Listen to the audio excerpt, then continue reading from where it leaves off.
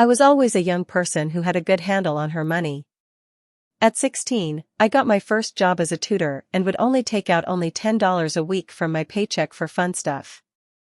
My mother worked in finance and, together with my father, had worked themselves out of poverty and into a solid working to middle-class existence. At 18, I got my first real job at a local newspaper and picked up a second job at my university newspaper. By my senior year of college, I was working 50 to 55 hours per week and had socked away quite a bit of money. My college tuition was paid by scholarship, so I graduated with no loans. I was lucky. By my junior year of college, I had also reconnected with the man I would marry and divorce. We did not discuss money or finances before we got married. He was deployed the first year of our marriage, but we were lucky financially. Deployed soldiers not only make additional combat pay on top of their normal salary, but all of their pay is non-taxed while deployed in a combat zone. He had minimal living costs, and I was still working my 2 jobs and finishing my last year of college.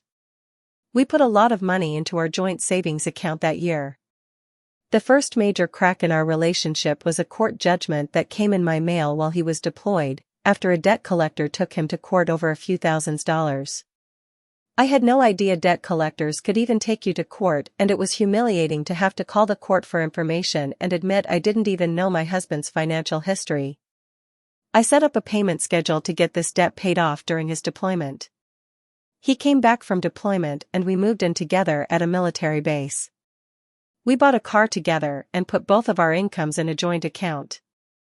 Once I was added to his phone plan, I started getting phone calls from creditors and collection agencies.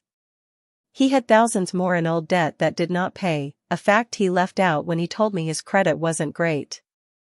When I asked him about it, he said his father told him to ignore the calls and keep changing phone numbers. Eventually the statute of limitations on the debt would pass and they would not be able to collect. He did not seem fazed that debt collectors would take him to court and garnish his wages for the debt. He did not care that it affected his credit since it was already ruined. He did not care that this affected me financially as well.